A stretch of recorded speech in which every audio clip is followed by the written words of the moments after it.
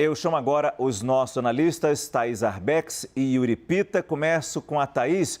Thaís, primeiro contigo, para a gente tentar entender os impactos na terceira via dessa desistência de João Dória. Para onde devem seguir os 3, 4% que Dória tinha nas pesquisas e para onde vai exatamente a terceira via? Boa noite, Márcio. Bem-vindo de volta das férias. Espero que tenha trazido muitos presentes para a equipe aí no Prime Time. Claro que trouxe, mas depois eu conto, Thaís. Não sobrou nenhum para Brasília, sinto muito, Thaís. Eu imaginei. Tudo bem, a gente faz revanche na próxima. E boa noite, Yuri, também.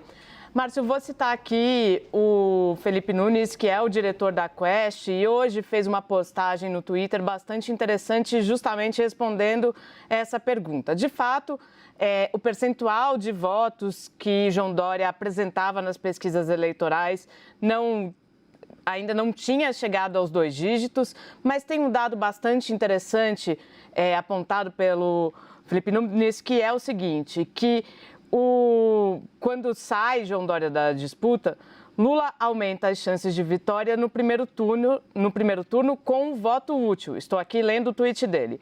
Pois o eleitor de Dória rejeita mais Jair Bolsonaro, 77%, do que Lula, 62%. Então, a gente vê a rejeição do presidente Jair Bolsonaro aumentar a partir da saída do tucano da disputa. É um dado bastante interessante, porque, em tese, esse eleitor de centro-direita migraria para Jair Bolsonaro, mas não, o que a gente vê é o contrário. Então, é uma eleição muito diferente do que a gente costumava ver, né? Não é uma eleição com quadros muito característicos das últimas eleições. Então, esse dado acho que pode responder um pouco a nossa pergunta, Márcio. Vai ser interessante ver como fica a próxima pesquisa, já sem João Dória entre os possíveis candidatos. Agora você, Yuri, e boa noite. Eu queria ter a visão de como fica o PSDB sem um candidato. A princípio, sem um candidato à presidência da República. Não sabe se Eduardo Leite volta ou não. Volta das cinzas, volta das tumbas. Mas, de qualquer maneira, como é que fica um partido sem candidato à presidência da República? Como é que fica a formação de uma nova bancada a partir de outubro? E, principalmente, como é que fica aqui em São Paulo, Rodrigo Garcia? Márcio, bem-vindo de volta. Boa noite para você, para a Thaís, para quem nos acompanha aqui no Prime Time. Acho que a palavra-chave do que você colocou é a princípio.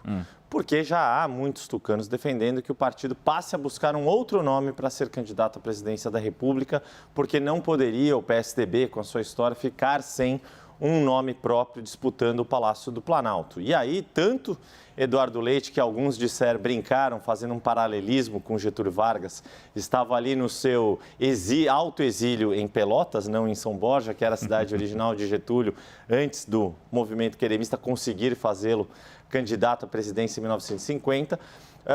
Mas também se fala do nome de Tasso Gereissati. E aí são 2 nomes que tanto poderiam se viabilizar quanto candidatos de fato à presidência, quanto eventualmente comporem uma chapa com o MDB de Simone Tebet. Seja como for, isso deixa muito claro o quão esgarçado e o quanto virou uma colcha de retalhos o PSDB e os seus principais nomes, o quanto eles não conseguem encontrar divergências. A gente falava tanto em um racha na época das prévias entre Dória e Eduardo Leite, no fim das contas a gente tem um partido que estava dividido em 3. Uma ala minoritária ainda defendendo Dória, uma ala importante defendendo Eduardo Leite e uma ala defendendo essa aliança com Simone Tebet, fazendo com que o PSDB não tenha candidato próprio, inclusive para poupar recursos do fundo partidário eleitoral para as campanhas majoritárias. E há mesmo aqueles que defendem candidatura própria, mas que, no fim das contas, não iriam achar ruim que o partido não tenha nome próprio à presidência da República e também poupe os recursos. No fundo, é um partido que ficou muito esgarçado, que desde que perdeu o protagonismo ao reunir o antipetismo, acabou ficando sem uma identidade muito clara, ficou esmagado entre o bolsonarismo e o petismo. Para dizer que a gente não falou de São Paulo, Márcio, do ponto de vista da reeleição de Rodrigo Garcia, não ter João Dória ajudaria por causa da alta rejeição dele e facilitaria alguns acordos com alguns partidos aliados.